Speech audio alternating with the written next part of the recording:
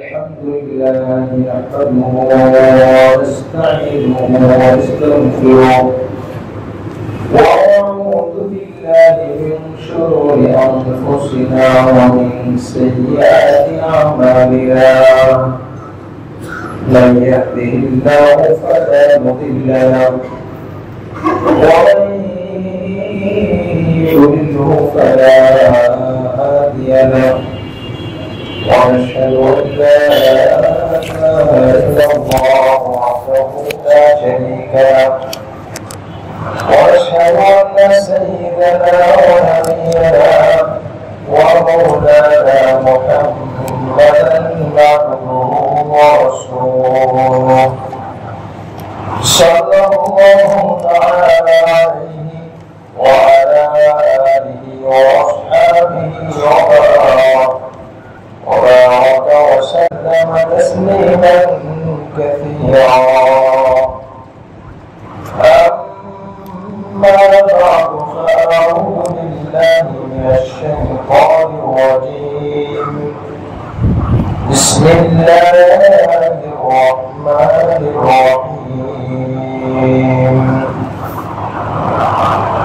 قل إني نهيت أن أعبد الذين تدعون من دون الله لما جاءني البينات من ربي وأمرت أن أسلم لرب العالمين. وقال تعالى: وإذ قلنا للملائكة اسجدوا لآدم فسجدوا إلا إبليس أبى واستكبر وكان من الكافرين. صدق الله مولانا العظيم. إن الله وملائكته يصلون على النبي يا أيها الذين آمنوا صلوا عليه وسلموا تسليما. اللهم صل على محمد وعلى آل محمد كما صليت على إبراهيم وعلى آل إبراهيم إنك حميد مجيد. اللهم بارك على محمد وعلى آل محمد كما باركت على إبراهيم وعلى آل إبراهيم إنك حميد مجيد. اللهم أنت ربي لا إله إلا أنت خلقتني وأنا عبدك وأنا على عهدك ووعدك ما استطعت. أعوذ بك من شر ما صنعت. أبوء لك بنعمتك علي وأبوء بذنبي فاغفر لي فإنه لا يغفر الذنوب إلا أنت. সম্মানিত মুসলিম کرام, তোমাদের উপর 3 তারিখ প্রথম জুমা 1446 হিজরি আমাদেরকে মহানগর আয়াতি জুমা নামাজের মধ্যে তার ঘরে আসা কোরআন হাদিস থেকে কিছু কথা বলা শোনার জন্য সুস্থতার সহিত সুযোগ করে দিয়েছেন। শুকরান কবি আলহামদুলিল্লাহ।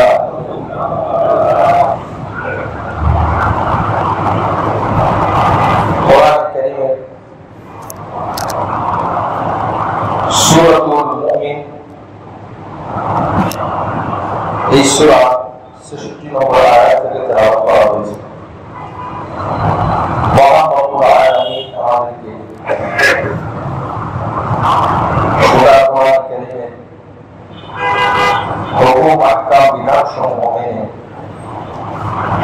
আল্লাহকে সন্তুষ্ট করে দুনিয়া থেকে বিদায় হওয়ার তৌফিক দান করেন। আমিন।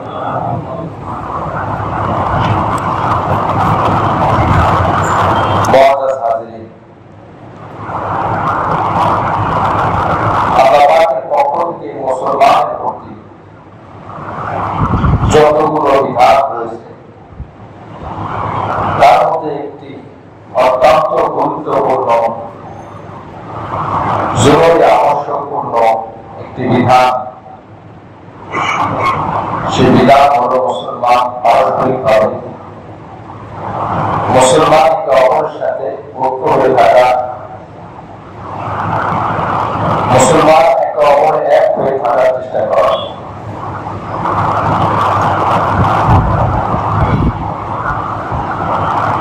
মুসলমান যদি ঐক্য হয়ে থাকে, মুসলিমরা যদি একতার সহিত থাকে,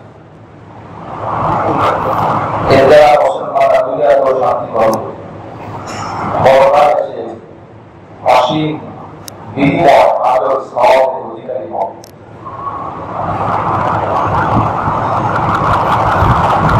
এই জন্য মুসলিমরা যদি শান্তি পেতে চায়,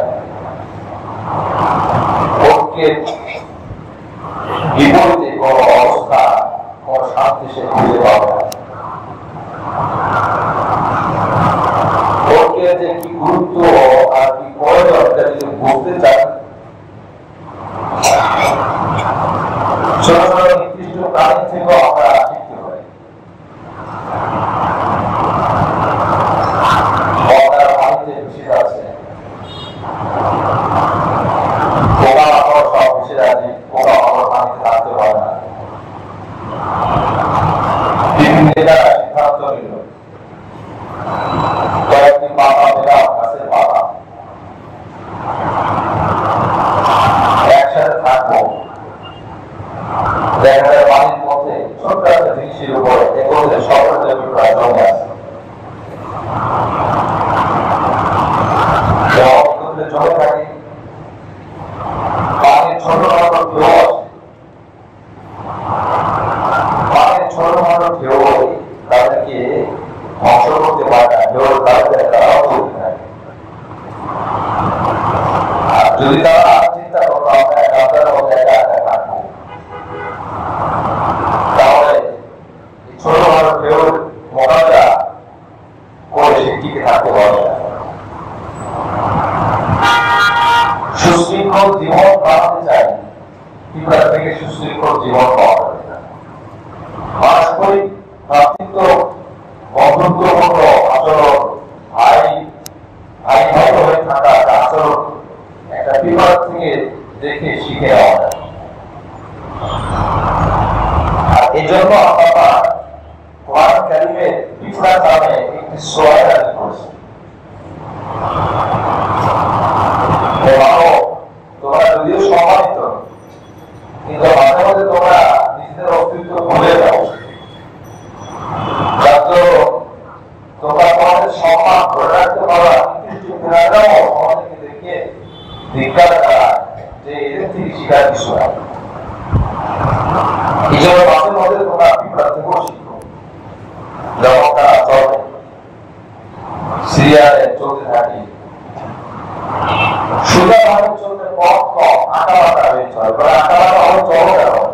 সুশৃঙ্খল জীবনের জন্য আঁকা বাঁকা হয়ে চলবে। সামনের জন যেদিকে যায়, দেখা যায় 100 নম্বর মধ্যে সেও যেদিকে যায়। এটাকে বিশ্ব রোধ করে দিল কেউ করে দেয়নি, সে নিজেই রোধ করে নিয়েছে। আমার সামনে বা যেদিকে যারা সেদিকে করে, এটা একটা অপরাধ। পাওয়া গেল, একা নিতে চায় না। আপনি খুব খেয়াল করে দেখবেন, তাফসীর থেকে গবেষণা করে জানতে পারবেন, কিছু সময় তারা ব্রেক মারে, দুজনের মাথা একসাথে লাগলো, কি লাগলো, কি বলবো তারা, কিছুই তো বুঝলাম না। আমার তো বোঝার দরকার নাই, তারা কি ভুলে গেছে, বুঝিয়ে দিয়েছে। আসলে অনেক জায়গায় খাবারের ব্যবস্থা হয়েছে, চলে যায় তারা। একটা ছোট ছোট টাকা, একদম অবৈধ টাকা, দেখা যায় 3, 4, 5, 10 মিলে তারা কেউ কিনে আগে চলে যাচ্ছে। কোথায় একটা ঘরে জমা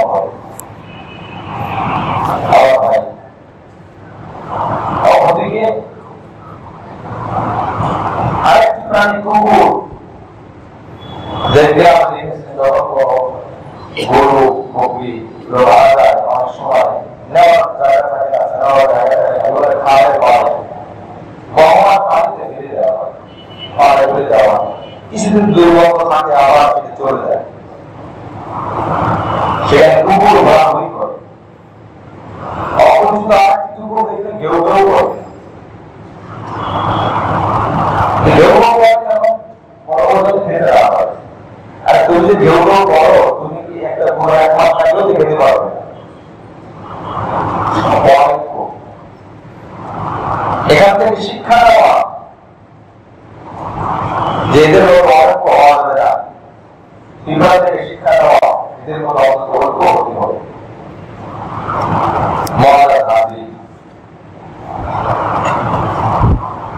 পৃথিবীতে আপনারা বহু চিত্রের মানুষ, বহু পেশার মানুষ, বহু শিক্ষার মানুষ তৈরি করেছেন দুনিয়া সুশৃঙ্খল জীবনকে ঠিক রাখার জন্য। সবাইকে আমরা সারা বানাননি, সবাইকে আমরা কারো বানাননি, সবাইকে লম্বা বা সবাইকে খাটো বানাননি, সবাইকে এক ভাষা বানাননি, আমরা কোরআনে করে দিয়েছি ومن آياته خلق السماوات والأرض واختلاف ألسنتكم وألوانكم ভিন্ন ভিন্ন ভাষা, ভিন্ন ভিন্ন রং আমি আল্লাহ তোমাদেরকে দিয়েছি।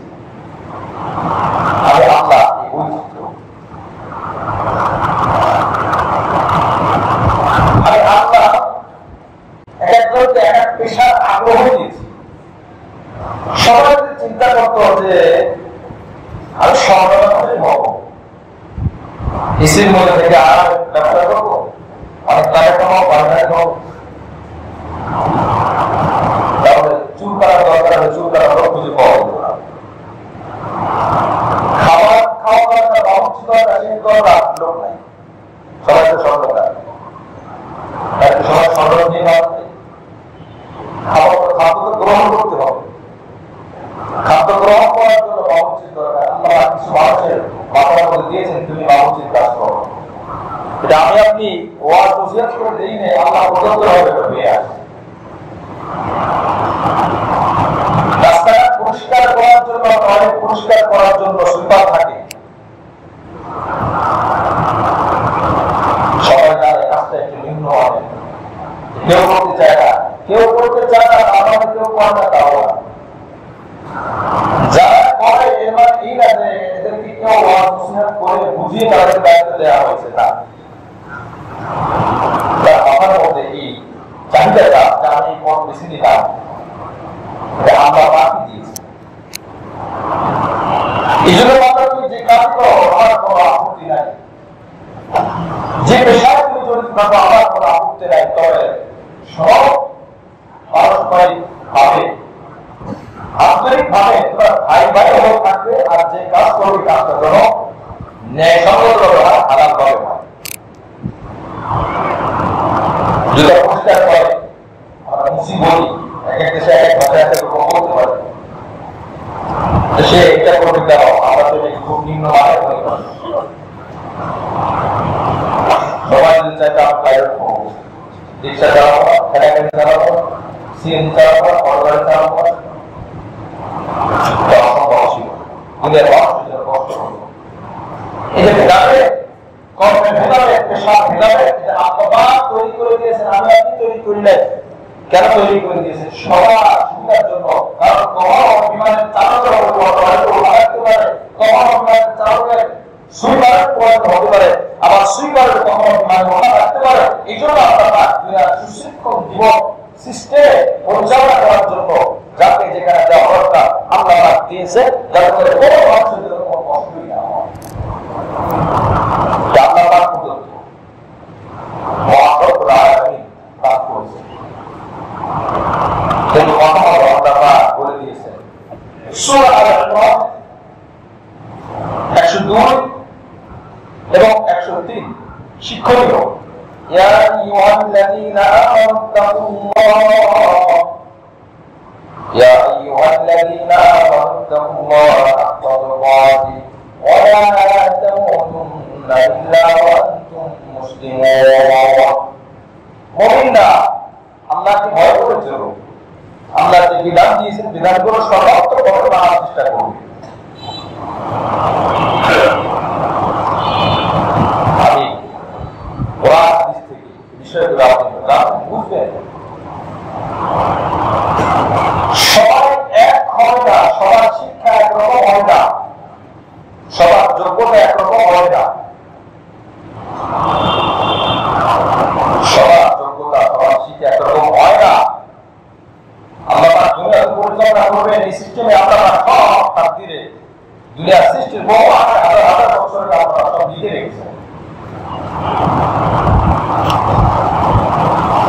আল্লাহ তুমি ব্যবসায়ী হও, তুমি চাকরিজীবী হও, তুমি রোড ঝাড়ু দাও, তুমি ডাক্তার হও, ইঞ্জিনিয়ার হও, অ্যাডভোকেট হও, আলেম হও, মুফতি হও, মুদি দোকানদার হও, যে হও না কেন হতে পারো, কোনো অসুবিধা নেই। প্রত্যেকে তার বিষয়ে তার নিজস্ব জায়গায় সব জায়গায় সম্মানিত। কিন্তু মাতা তুমি যা ইচ্ছা তা হতে পারো, দুটা জিনিস মাথায় রাখো। একটা হলো তুমি কিন্তু মুসলমান হতে হবে, তোমার আলেম কিন্তু মুসলমান না, লাভ নাই। ডাক্তার মুসলমান না, কোনো লাভ নাই। শিক্ষকী মুসলমান না, কোনো লাভ নাই। এই জন্য আপনি যে বিষয় হন, যে ধরনের শিক্ষা শিক্ষিত হন, আপনি আল্লাহ সবাই মুসলমান হওয়া খরচ, সবাই আলেম হওয়া খরচ না। সবাই আলেম হবেও না। যখন সবাই পণ্ডিত হতে যায়, সবাই আলেম হচ্ছে, তখন ভেদাভেদ তৈরি হয়ে যায়। বিশেষত যে শিক্ষার মধ্যে যে পার্থক্য অর্জন করছে, যে শিক্ষার স্পেশাল ভাবে সে শিক্ষাটা অর্জন করছে, তারপর অনেকেও পাবে না, তখন সে দুই শিখে চেষ্টা করতে চায়, সিদ্ধান্ত নিতে চায়, তখন সেখানে ভুল হয়। চিকিৎসা বিষয়ক অর্ধেক জ্ঞান নিয়ে যেমন সার্জারি করলে রোগী মারা যায়, ধর্মীয় বিষয়ে একটা অনুবাদ করে সিদ্ধান্ত দিলেও মানুষের ইমান বিধান তৈরি হয়, ইমান নষ্ট হয়। যে লাইন আছে তার লাইন সে সর্বোচ্চ চড়াই করে দেওয়ার চেষ্টা করুক। কিন্তু আমার সব হলো আমি আত্মা, এখন আমার মুক্তি সাহেব হতে হবে, আমার হবে আমি মুক্তি সাহেব আমার ডাক্তারি হতে হবে, কোথায় বলা আছে কথা? আগের মানুষ আমার ইঞ্জিনিয়ার হলে কোথায় বলা আছে? হ্যাঁ, দিনের পথে চলতে হবে, এ কথা বলা আছে। মুসলমান হতে হবে, এ কথা বলা আছে। তাহলে আমি না হয় মুসলমান হওয়া কিভাবে? আপনি ডাক্তার না হয় সুস্থ হওয়া কিভাবে? ডাক্তারের কাছে গিয়ে ইঞ্জিনিয়ার না হয় বাড়ি করা কিভাবে? ইঞ্জিনিয়ার কাছে গিয়ে আপনি টাইলস মিস্ত্রি না হয় টাইলস লাগাতে কিভাবে? তার কাছে গিয়ে অসুবিধা কি? আপনার শিক্ষাতে দরকার নাই। আপনি আমার শিক্ষা দিতে কোনো লাভ হবে না, নষ্ট হবে, জিনিস নষ্ট হবে, সবাই নষ্ট হবে, দরকার কি আপনার প্রয়োজন অর্জন করুন। আর স্পেশাল যে বিষয়গুলো আছে, যে বিষয়ে যে গবেষণা করে, এটা তারপরে ছেড়ে দিন। যখন আপনি কোন বড় একটা চেষ্টা করে, গুরুরা অনুমান করে, তাফসীর করে, আমরা করবো, আমাদেরকে আল্লাহ মেধা কম দিয়েছেন, আমরাও করবো, আমরাও ভয় দেখবো, আমরাও সিদ্ধান্ত দিব, যখনই করা শুরু করে তখন ভেদাভেদ তৈরি হয়ে যায়। কারণ একদিকে 18 বছরের কোর্স, আর একদিকে 18 মাস না, নিজে নিজে কোর্স করে নিজে নিজে কমপ্লিট হয়ে যাওয়া, বলে দুইটাকে এক হবে। এখন দেশের সব আলোচনা কিন্তু সিদ্ধান্ত নেয় ডাক্তার যাও, আপনি যে বই পড়ে ডাক্তার হয়েছে, আমরাও সিদ্ধান্ত নিলাম বই পড়বো, আমরাও ডাক্তারের বিষয়ে আলোচনা করবো, বক্তব্য করবো, বই লিখবো। আপনি কি মানতে আপনি মেডিকেলে ভর্তি হবো না, আমি নিয়মতান্ত্রিক ভাবে শিক্ষা অর্জন করবো না, আমি চিকিৎসা দিব, সরকারকে আমাকে লাইসেন্স দিবে, ওই ডাক্তার বলে কখনই দিবে না। কেন দিবে না?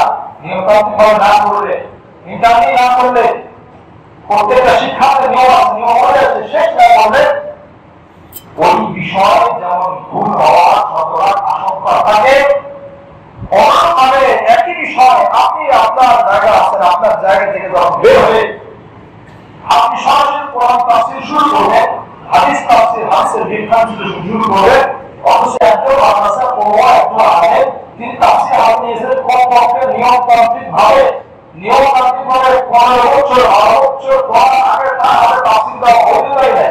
আর আপনি মাত্র 15 জাতির বাংলা থেকে আপনি তাফসীর করা আরম্ভ করলেন, অনুবাদ করা আরম্ভ করলেন, আপনার দ্বারা ভুল হবে, আপনার দ্বারা বিদাত তৈরি হবে, কারণ আপনি বাহ্যিকত্ব রেখেছেন। এর মধ্যে একটা আয়াতের শিক্ষা অর্জন করার জন্য, একটা তাফসীর পড়ার জন্য 14 প্রকার জ্ঞান দরকার। ব্যাকরণের 3টি পাঠ আছে, শব্দগত জ্ঞান, বাক্যগত জ্ঞান, অলঙ্কার শাস্ত্র, শুদ্ধভাবে পড়ার জ্ঞান। এরপর আপনার নাসেখ মানসুখ, নাসেখ কাকে বলে, যে আয়াত রহিত করা আয়াতকে, মানসুখ কাকে বলে, যে আয়াত রহিত করা হয়েছে তাকে বলে মানসুখ, মানসুখের জ্ঞান, তাফসীরের জ্ঞান। এই আয়াতটা রাতে এসেছে না দিনে এসেছে, এই আয়াতটা কোন মাসে এসেছে, এই আয়াতটা কোথায় অবতীর্ণ হয়েছে, এই আয়াতটা কার দ্বারা অবতীর্ণ হয়েছে, 14 প্রকার এলেন, 14 প্রকার জ্ঞান অর্জনের আগে আপনি তাফসীরের সিদ্ধান্ত দিতে পারেন না। অথচ 14 প্রকার আপনি একটাও দেখেন না, আপনি বাংলা অনুবাদ দেখে দেখে আপনার সিদ্ধান্ত দিচ্ছেন। এবার মনে রাখবেন, 7 নম্বর পারায় রহিত আয়াত আছে, 2 নম্বর পারায় 1 নম্বর পারায় রহিত আয়াত আছে এবং 2 নম্বর পারায় রহিত আয়াত আছে। যখন আপনি অনুবাদ থেকে সিদ্ধান্ত নেবেন, আপনার তো রহিত জ্ঞান নাই, নাসেখ মানসুখের জ্ঞান নাই, জ্ঞান যেটা আপনি পড়েন নাই, না থাকাটাই স্বাভাবিক, এটা কোনো প্রশ্নই না, দোষ দোষী না। যখন আপনি অনুবাদ দেখে দেখে সিদ্ধান্ত নেওয়ার চেষ্টা করলেন, 7 নম্বর পারা ওই আয়াতটা আপনি ভুল ছড়িয়ে দিবেন, পুরো কোরআনের উপর আমল করা উম্মত ছেড়ে দিবে, ভুল আমল হয়। 1 নম্বর পারা ওই রহিত আয়াত আপনি অনুবাদ করবেন, সমাজের মানুষকে শিখাবেন, তারা সমস্ত মানুষ উম্মত গোমরাহির দিকে চলে যাবে, ভুল করবে। 2 নম্বর পারা রহিত আয়াত অনুবাদ আপনি করবেন, সমস্ত মানুষ ভুল করবে। 18 নম্বর পারা একটি আয়াত আছে যেটা কোরআনে নাই কিন্তু হুকুম বাকি আছে। 18 নম্বর পারায় সূরা নূরের একটা আয়াত আছে, এই কোরআনে সে আয়াতটা নাই কিন্তু সে বিধান এখনো রয়ে গিয়েছে। যখন শাসক, ইসলামী শাসক যখন ক্ষমতায় থাকবে, তখন ইসলামী শাসক সেই হুকুম বাস্তবায়ন করবে। আপনি তো জানেন শুধু কোরআনে যা আছে তাই, কোরআনের দায়িত্ব ওই বিধানটা রয়ে গেছে, আপনি জানেন না, আপনি সিদ্ধান্ত দিয়ে দিলেন আর কোনো বিধান নাই। অথচ আপনার বলেছেন আরো বিধান আছে, আয়াত আছে, হুকুম নাই, হুকুম আছে, আয়াত নাই, আয়াত আছে, হুকুম নাই, আবার আয়াত নাই, হুকুম নাই, আয়াত আছে, হুকুম আছে, 4টা প্রকার আছে। এরকম অসংখ্য জ্ঞান রয়েছে। এই জ্ঞান ছাড়া যখন আপনি অনুবাদ করে, হাদিস অনুবাদ করে, আপনি বাহ্যিকভাবে গ্রহণ করবে, নিজের উপকার হবে, পরিবারের উপকার হবে, সমাজের উপকার হবে, পুরো জাতির উপকার হবে। এটা সিদ্ধান্ত দিতে যে না, মেহনত করা যাবে, হিসাব করা যাবে, গবেষণা করা যাবে, সিদ্ধান্ত দেওয়ার সুযোগ নেই। সিদ্ধান্ত দিতে গেলে 2 লাইন থেকে 3 লাইন ভুল হবে। আর যখন আমরা একটা মত দিতে চাই, তখন বলে যে হিসাব। একজন আইনজীবী বাজার থেকে মেডিকেলের বই কিনে পড়ে কোন রোগীর চিকিৎসা করে, তখন ডাক্তার বলে হুজুর আপনি এটা করেন কেন, ওইটা বিধান তৈরি হয় না। তখন একটা আইনও বলে ডাক্তার সাহেব আপনি এটা করেন না, এটা তার ভুল হবে, তখন সেটা বিধান তৈরি। এটা অসম্ভব। কিন্তু অপরাধ সমাজ সমাধিকার দিয়ে দেয়, সবাই সমাধিকার নিজে চালক করবে, আমিও চালক, বিমান চালক সেও যেমন চালক, আমিও চালক। বাংলাদেশের চালক কি, আমি তাদের থেকে বিমান চালক দিবেন আপনি, কেন দিবেন না? কেন ওই সম্পদ তৈরি করবেন? বলে এই বিষয়ে কোনো পাণ্ডিত্য অর্জন করেন। ঘটনাকালে বিমান থেকে নামিয়ে তাকে রিক্সা উচিত দেখেন, সেও রিক্সা চালাইতে পারবে না। কি করে বলা যায় কিনা? এই জন্য আমি অন্যদিকে চলে গিয়েছি। আমার আয়াত ছিল সকলে মুসলমান হতে হবে, সকলে এক হয়ে চলতে হবে। এক হয়ে না চললে ওই বিপদাপন্ন অবস্থা হবে, আলাদা হয়ে চললে একদিক থেকে একজন আমাকে চওড়া এনে দিবে, আরেক দিক থেকে আমাকে একজন ধাক্কা দিবে, আরেক দিক থেকে আমাকে তার পাশে লাথি মারার চেষ্টা করবে, আরেক দিক থেকে আমাকে বকা দেওয়ার চেষ্টা করবে। ঘরের লাশ ভাই যখন এক হয়ে চলে, অন্য অবস্থার দিকে তাকায় না। মাথায় যখন ভিন্ন ভিন্ন চলে, সর্বদা সুযোগ পেয়ে একটা ভাইকে আলাদা আলাদা ধরে সাইজ করে, একসাথে সাইজ করতে পারবে না, আলাদা আলাদা করে তাদেরকে লবণ করবে। মুসলমান যখন এক হয়ে চলবে, তখন কাপড় শক্তি, কুকুর শক্তি, মোরাক্কি শক্তি অল্প হলেও মুসলমান কিছুই করতে পারবে না, কারণ মুসলমান এক নাই, একবার তাদের মধ্যে রাসূল করিম সাল্লাল্লাহু আলাইহি ওয়াসাল্লাম আয়াত নাযিল হয়েছে। আল্লাহ রাসূল বলেন ওয়াতাসমু বিহাবলিল্লাহি জামিআ ওয়া লা তাফাররাকু, ওয়াতাসমু বিহাবিল্লাহি জামিআন ওয়া লা তাফাররাকু। তোমরা আল্লাহর রশিকে একত্রিত হয়ে মজবুতভাবে কোরআন সুন্নাহকে মজবুতভাবে এক হয়ে হও। ওয়া লা তাফাররাকু, মতভেদ তৈরি করো না। পৃথিবীতে যে জাতিরা ধ্বংস হয়েছে, মতভেদ তারা ধ্বংস হয়েছে, মতভেদ তারা ধ্বংস হয়েছে। বনি ইসরাইল ধ্বংস হয়েছে তৎকালীন সময়, মতভেদ রাত হয়ে তা তৈরি হয়েছে, ধ্বংস হয়ে গেছে। এই জন্য এক হয়ে চলো, মহাজ হাজির এক হয়ে চলার জন্য কোরআন সুন্নাহ থেকে কয়েকটি বিষয় শেষ হবে না। তার মধ্যে একটা হলো পূর্ণ ইসলাম মেনে চলা।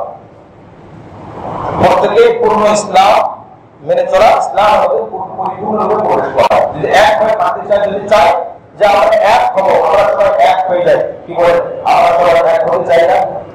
সবাই এক হতে চাই। আসলে কর্মে মিষ্টি খেতে চাই, কিন্তু কর্মেও কাজ করবো না। পরীক্ষা দিতে পাস করতে চাই, পড়ালেখা করবো না। সাঁতার কাটা শিখতে চাই, ঘাটের মধ্যে বসে ঘুমিয়ে ঘুমিয়ে সব সাঁতার কাটবো। সাইকেল চালানো শিখতে চাই, ঘরের মধ্যে বসে করে সাইকেল চালানো হবে না।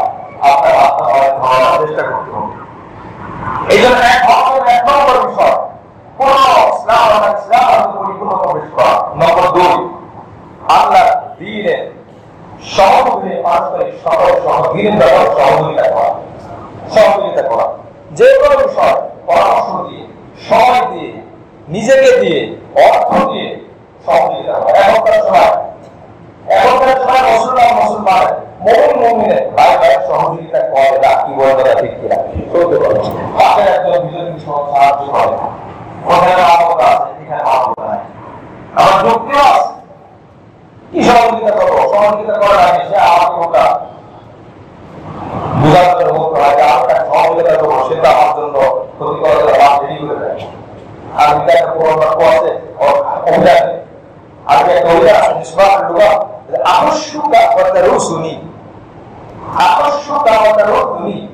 অর্থাৎ আমি তোমাকে ঘাস দিলাম আর তুমি আমাকে গোবর দিলে।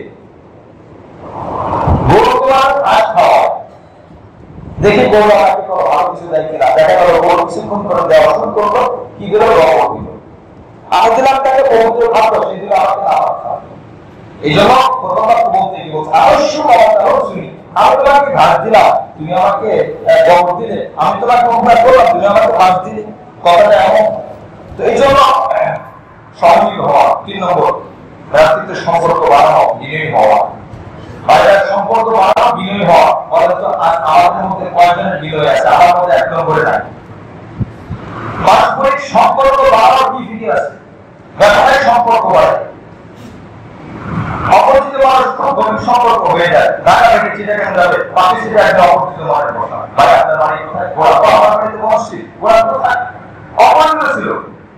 এই 6-7টা সফরে কোন সম্পর্ক তৈরি হয়ে গেল, এক পর্যায়ে কোন নাম দিল। এরপর বোঝা গেল 5 বছর 15 বছর চিটাগাং থেকে এসে গোড়া বড় ছিল রাখা আছে, বড় ছিল গোড়া রাখা আছে, বড় ছিল আপন ভাই না খেয়ে রোডে পড়ে আছে, খবর নেই। এরকম আজকে আছে না? 6 নম্বর পরিচয় গভীর সম্পর্ক তৈরি হলো, একমাত্র মানুষকে আল্লাহ আপনি জবাব দিয়েছেন। এই জিহ্বা দিয়ে জবাব দিয়ে একজন মানুষকে যত কাজ করতে পারে,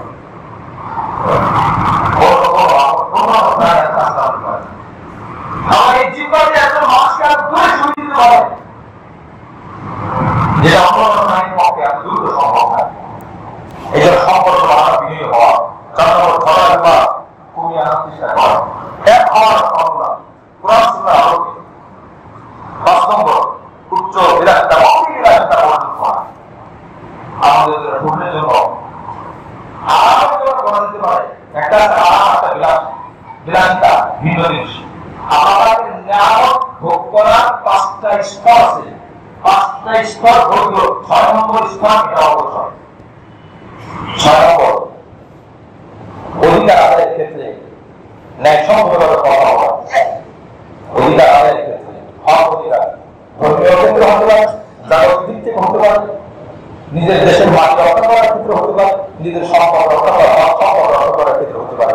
7 নম্বর, দোয়ায় মনোযোগ দেওয়া, দোয়া করা, বেশি বেশি দোয়া করা, যোগ্য নেতার জন্য আপনার ব্যবস্থা করা, যোগ্য নেতার জন্য যোগ্য দেওয়া দরকার। হাদিসের মধ্যে এসেছে তোমার আমল যেমন হবে আল্লাহ রাসূল বলেন তোমার নেতা যেমন হবে। রাসূল বলেন সাল্লাল্লাহু আলাইহি ওয়াসাল্লাম তোমাদের আমল যেমন হবে নেতা তেমন হবে। এখন তো ওই দোয়া আমি লাগাইছি মনে করেন জমিতে ধান, আমি দোয়া করলাম আল্লাহ জমি থেকে তুমি আমাকে গম দাও, গম হবে লাগানো তো ধান, আমি আমল করলাম তো অসম্পূর্ণ আছে। আমি চেষ্টা করতেছি যে দুর্বল ইসলাম পরিপন্থী নেতা আসে, জনগণের বিপরীতে নেতা আসে, কিন্তু আমি দোয়া করতেছি আল্লাহ ভালো নেতা চাই, এই জন্য আমল সংশোধন করতে হবে। 8 নম্বর আপনার শত্রুকে শত্রু ভাবা, বন্ধুকে বন্ধু মনে করা। একতা তৈরি নামে শত্রুকে আবার বন্ধু মনে না করা, এটা কোনো পরিচয় না। কোরআনের মধ্যে যে আল্লাহ এক হয়ে থাকতে বলেছেন, কোরআনের মধ্যে সে আল্লাহ কাউকে দুশমন ভেবেও থাকতে বলেছেন। এই জন্য শত্রুকে শত্রু ভাবা, বন্ধুকে বন্ধু মনে করা, একতার নামে শত্রুকে বন্ধু মনে না করা, এই 9টি বিষয় খুবই গুরুত্বপূর্ণ।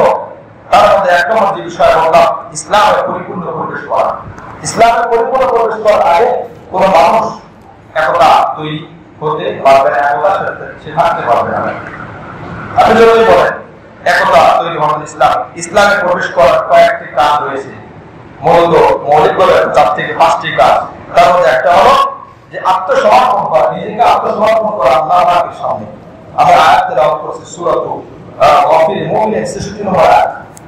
আল্লাহ রাসূল বলেন, আল্লাহ বলেন قل إني نهيت أن أعبد الذين تدعون من دون الله لما جاءني البينات من ربي وأمرت أن أسلم لرب العالمين। আল্লাহ বলেন, হে নবী আপনি বলেন, নবীকে বলতেছেন, নবী কি বলেন যে আমাকে আমার রব যে বিষয়গুলো নিষেধ করেছে, আল্লাহ ছাড়া অন্য কাউকে উপাস্য না করা, আল্লাহর হুকুম ছাড়া অন্য কোনো মানুষের হুকুম না মানা, মাখলুকের হুকুম গায়রুল্লাহর হুকুমকে গায়রুল্লাহর হুকুম থেকে, বিধান থেকে, উপাসনা থেকে নিজেকে বাঁচিয়ে রাখা, রক্ষা করা, আমি এটা বাঁচিয়ে রাখবো। وَأُمِرْتُ أَنْ أُسْلِمَ لِرَبِّ الْعَالَمِينَ। আর রব্বুল আলামিন কে অনুসরণ করা, রব্বে কারীম কে মেনে নেওয়া। 2 নম্বর সূরা বাকারা 131 নম্বর আয়াত আল্লাহ পাক বলেন, হযরত ইব্রাহিম আলাইহিস সালাম বলেছেন, ইযা ক্বালা লাহু রাব্বুহু আসলিম, আল্লাহ পাক বললেন ইব্রাহিমকে, এই ইব্রাহিম আসলিম, মুসলমান হয়ে যাও, মুসলিম হয়ে যাও। ক্বালা আসলামতু লিরাব্বিল আলামিন। আল্লাহ আমি সবসময় আপনার কথা নিয়ে আসি, আপনি যেহেতু আপনার কাবিল দিলেন আমি মুসলিম হয়ে গেলাম, অর্থাৎ আমি আপনার কথাকে মেনে নিলাম। জোরে বলে সুবহানাল্লাহ। এখন আমরা কিন্তু মুখে মুখে মানতে হবে না। সূরা বাকারা থেকে আয়াত তেলাওয়াত করেছি 208 আয়াত, ইয়া আইয়ুহাল্লাযীনা আমানু দুখুলু ফিস সিলমি কাফা। হে ঈমানদাররা, ইসলামের মধ্যে পরিপূর্ণ প্রবেশ করো। এই পরিপূর্ণ প্রবেশ করার জন্য এক নম্বর শর্ত হলো পরিপূর্ণ নিজেকে আত্মসমর্পণ করা আল্লাহর সামনে।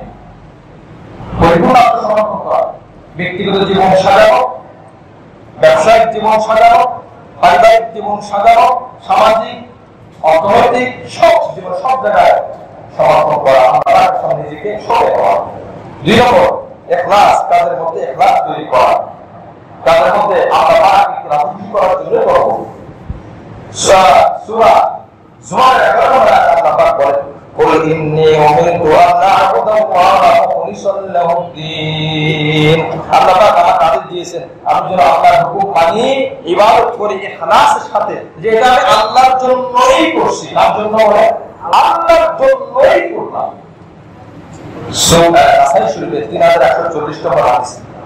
একজন সাহাবী রাসূল করিম সাল্লাল্লাহু আলাইহি ওয়াসাল্লামের কাছে এসে বললেন, ইয়া রাসূলুল্লাহ, ইয়া হাবিবাল্লাহ, আরাইতা রাজুলান গাজা ইয়ালতামিসুল আজরা ওয়াল যিকরা। একজন লোক যুদ্ধ করলে তো আমরা জানি অনেক ফজিলত, অনেক সওয়াব, মরে গেলে শহীদ, বেচারতে গাজী। তো তার উদ্দেশ্য 2টা, একটা হলো সে বিনিময় আল্লাহ থেকে নিতে চায় আখিরাত কেন্দ্রিক, আরেকটা হলো যিকরা, সে দুনিয়ার একটু নাম কামাইতে চায়। মরে গেলে শহীদ বলবে আমাকে একটা সুনাম জীবিত থাকলে আমাকে যোদ্ধা বলবে, গাজী বলবে, একটা শুনলাম। বলেন তো, এই যে জিহাদ করা, যুদ্ধ করা, এই সুনামের জন্য করা, বৈধ কি বৈধ না? আমরা নবীজির কাছে কেমন জন্য জিজ্ঞাসা করলাম, ইয়া রাসূলুল্লাহ, রক্ত ঝরছে, এটার বিনিময়টা আমি চাই, মরে গেলাম শহীদ হলাম, বিনিময় চাই, বেঁচে থাকলেও তো বিনিময় চাই। তবে একজন লোক, সে দুনিয়ার একটু নাম, জোশ খ্যাতি, তার নাম মানুষ মুখে মুখে বলুক, বড় যোদ্ধা, বড় সংগ্রামী, তো এটার ব্যাপারে আপনি কি বলেন? তার বিনিময় কি হবে? প্রশ্নটা বোঝা গেছে কিনা? প্রশ্নটা আমাদের উত্তর বুঝবো না। আখেরাতও চায়, দুনিয়াও চায়, এক কথায় আখেরাতের ফজিলত চায়, দুনিয়ার নাম খ্যাতিও চায়। আল্লাহ রাসূল বলেন, فقال رسول الله صلى الله عليه وسلم لا شيء فأعادها 3 مرات لا شيء لا شيء لا شيء। আখিরাতের জন্য জিহাদ করলো, যুদ্ধ করলো, দুনিয়ার নাম কামানোর জন্য যুদ্ধ করলো। আল্লাহ রাসূল বলেন কিছুই হবে না, কিছুই পাবে না, কিছুই পাবে না। 3 বার রাসূল বলেছেন আখিরাতে পাবে না, দুনিয়ার পাইতে পারে, অর্থাৎ কিছুই পাবে না। জোরে বলি নাউযুবিল্লাহ। আখিরাতের বিনিময় ছিল কিছুই পাবে না, কেন? এই জন্য পাবে না। 1 লিটার পানির মধ্যে 2 ফোঁটা পিশাব যদি পড়ে যায়, ওই 1 লিটার পানি দিয়ে কি ওযু করা যায়? হবে? পানির পরিমাণ তো বেশি, পানি তো পবিত্র। লক্ষ ফোঁটা পানির মধ্যে 2 ফোঁটা মাত্র নাপাক, তো 2 ফোঁটার কারণে লক্ষ ফোঁটা নাপাক হবে কেন? এত বৈষম্য হবে কেন? এটা মানে কি বলে, অনুচিত কাজ। 2 ফোঁটা নাপাক পানির দ্বারা লক্ষ ফোঁটা পবিত্র পানি যেভাবে নাপাক হয়ে যায়, ধর্মীয় কাজের মধ্যে জাগতিক কোন উদ্দেশ্য থাকলে ধর্মীয় কাজটাও নষ্ট হয়ে যায়। এরপর রাসূল কি বলেন? يقول رسول الله صلى الله عليه وسلم ثم قال إن الله لا يقبل من العبد إلا ما كان له خالصا। আল্লাহ পাক তার কোন আমল কবুল করবে না যতক্ষণ না খালিস হয়, ইখলাস ছাড়া কোন আমল কবুল করবে না, আল্লাহ সন্তুষ্ট ছাড়া কোন আমল কবুল করবে না। অর্থাৎ আল্লাহ যেমন এক, অন্য কোন ইলাহ নাই, এটা মানার দ্বারা ঈমানদার হয়। অনুরূপভাবে আমি যে আমলটা করলাম সম্পূর্ণ শুধুমাত্র আল্লাহর জন্যই করলাম, বিন্দু পরিমাণ ভিতরে যদি জাগতিক কোন খেয়াল আসে, ওই আমল দ্বারা আখিরাতের বিন্দু পরিমাণ কোন কিছু সে পাবে না। এই জন্য আমলের আগে নিজের খোঁজ খবর নেওয়া যে আমার কাজটা ঠিক মতো হচ্ছে কিনা। তো বলতেছিলাম ইখলাস তৈরি করা। 4 নম্বর বিশুদ্ধ আকীদা। ইসলামে পরিপূর্ণ প্রবেশ করার জন্য 5টি কাজ। 1 নম্বর হলো নিজেকে পরিপূর্ণ আল্লাহর সামনে সঁপে দেওয়া, রাসূলের সুন্নাত, রাসূলের হুকুম মতে মানা। 2 নম্বর কথা হলো ইখলাস তৈরি করা। সমস্ত কাজ কার জন্য হবে? শুধুই আল্লাহর জন্য। আমি বাথরুমে গেলাম, গিয়ে দেখলাম একটা ময়লা টিস্যু পড়ে আছে, দেখতে খারাপ লাগে, ময়লা হয়ে আছে, আমি যদি একটু পরিষ্কার করে দিই একটু সওয়াব হবে। কিন্তু দেখলাম পিছনে আরেক ভাই আছে, এখন দেখলাম যদি আমি একটু পরিষ্কার করে দিই ওই ভাইটা একটু খুশি হবে, ওই ভাইটা একটু আমাকে বলে দেখছো কত ভালো মানুষ, সে একটা নানাক জিনিস পরিষ্কার করলো অন্য ভাইয়ের উপকারের জন্য, এই আশায় যদি কেউ করে তো সে বিন্দু পরিমাণ সওয়াব হবে। আল্লাহ পাক বলেন যে খবরদার এরকম করো না।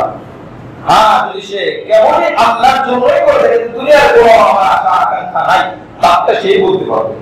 একজনের ডাক্তার বলতে পারবেন, আপনি বলতে পারবেন না, আমি বলতে পারবো না, আল্লাহ একমাত্র বলতে পারবেন।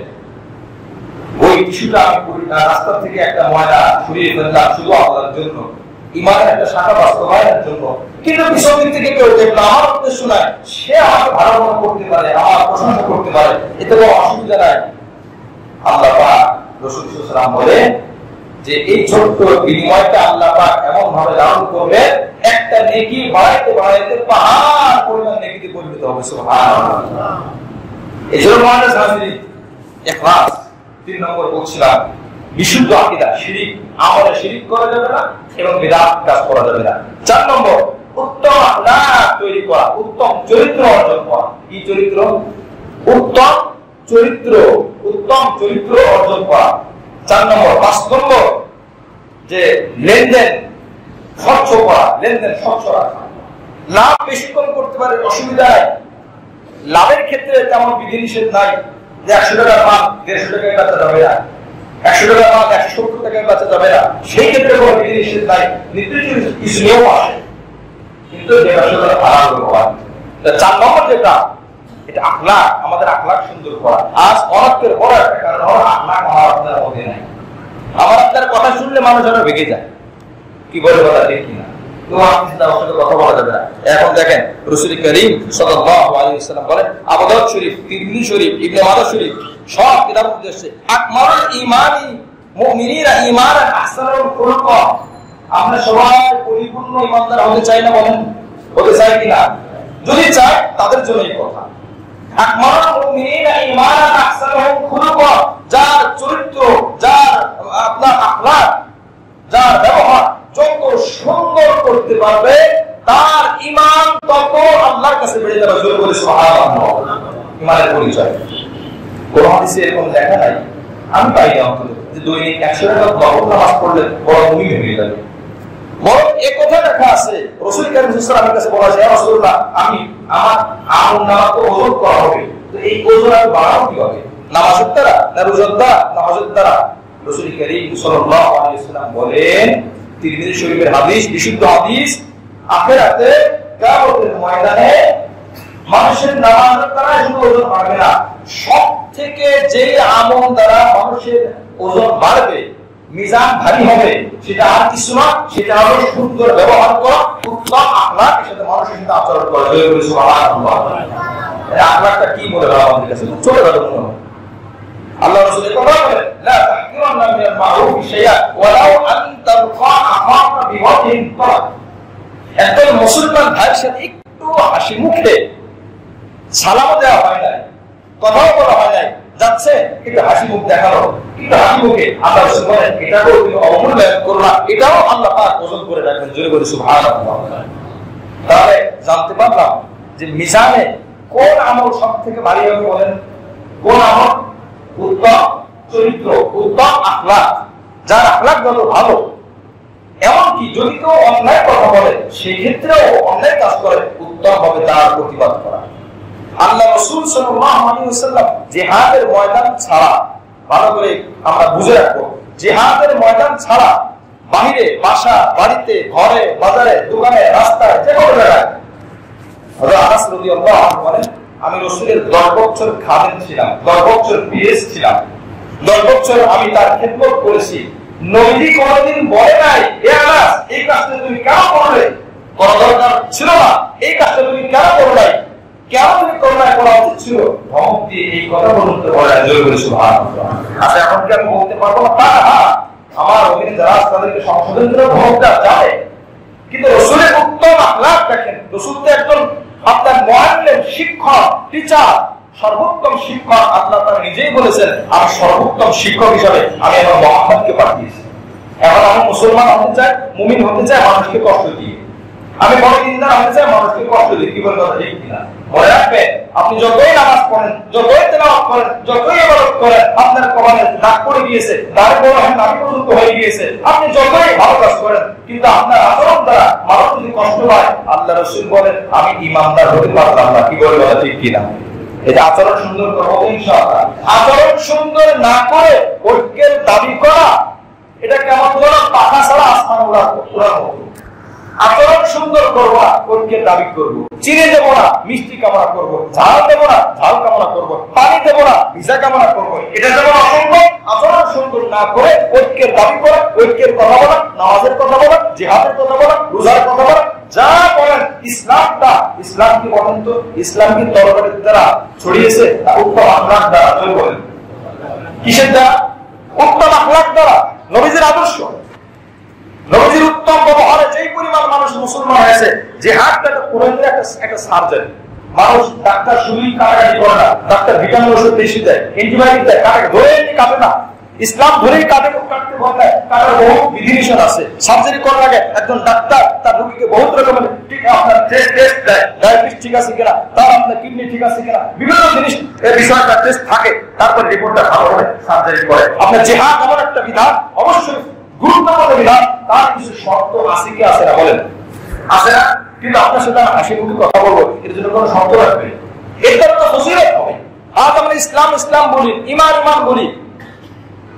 আসল ভাই ইমান পরিপূর্ণ করতে চাই, ঐক্য হতে চাই, ব্যবহারটা সুন্দর করে। রাজি আছে তো ইনশাআল্লাহ? সুন্দর ব্যবহার দিয়ে মানুষের মন জয় করা যায়, কঠোর ব্যবহার দিয়ে কিচ্ছু জয় করা যায় না। কিতাবের মধ্যে আছে ইফতাহু কুলুবান নাস ক্বাবলা আন তাফতাহুল বিলাদ। তুমি দেশ জয় করতে চাও, মানুষের অন্তর আগে জয় করো, তাহলে দেশ এমনি জয় হয়ে যাবে। মানুষের অন্তর জয় করি না, অস্ত্রের ক্ষমতা দিয়ে দেশ জয় করা যায়। রাসূল সাল্লাল্লাহু আলাইহি ওয়াসাল্লাম ক্ষমতা দিয়ে দেশ জয় করেন নাই, আন্তরিকতা দিয়ে, ভালোবাসা দিয়ে, উত্তম আখলাক দিয়ে মসজিদে এসে পিশাব করে দিয়েছে। আল্লাহ রাসূল বলেন থামো, উত্তম আখলাক। রাসূলকে গালি দিচ্ছে, ওই বুড়ি মহিলাকে বলে মা আপনার মাথার বোঝাটা হালকা করে দেন, আমি আপনার বোঝাটা নিয়ে বের করে দিয়ে যাই। কাটা বিষয়ে রাখছেন, নবীজি দেখতে গেছেন মহিলার কি অবস্থা। এটা আল্লাহ, আপনি কোন নবীর আদর্শ মানেন, আপনি কোন নবীর জিহাদ করেন, কোন নবীর নামাজ আপনি পড়েন, কোন রাসূলের আদর্শ আপনি ফলো করেন। আপনার আখলাক সুন্দর করতে পারেন না, ঈমান সুন্দর হয় না আপনার, আপনি জিহাদ করবেন, আপনি নামাজ পড়বেন, এটা কখনোই কি সম্ভব হয় না? সম্ভব। কথা জুমায় বলেছি, হুনায়নের যুদ্ধে 90,000 মুসলমান ছিল, জমিনের ভূমিকম্প শুরু হয়ে গেছে, হাতে দেওয়া শুরু হয়ে গেছে, আরে আল্লাহ বিজয় তো ছুটে যাচ্ছে, অথচ কাফের কম মুসলমান বেশি। বদর যুদ্ধে কাফের বেশি মুসলমান কম, বিজয় মুহূর্তের মতো হয়ে গিয়েছে। আর হুনায়নের যুদ্ধে মুসলমান বেশি কাফের কম, বিজয় হওয়ার কথাই, কিন্তু তাদের ঈমানের মধ্যে ঝড় পড়ে শুরু হয়ে গেছে। বাস আল্লাহ পাক বলেন অসম্ভব, ঈমান পরিপূর্ণ করা। আর ঈমান পরিপূর্ণের একটা বড় আমল হলো আখলাক কি করা। বলেন আখলাক কি করা? সুন্দর। আগে আসতে ইনশাআল্লাহ আল্লাহ পাক আমার জন্য, আমাদের সকলের জন্য আমাদের উত্তম আখলাক করতে চাই, অর্জন করতে পারে, সেই তৌফিক আল্লাহ আমাদের সকলকে দান করেন। আমিন। ওয়া মা তাওফীক ইল্লা বিল্লাহ।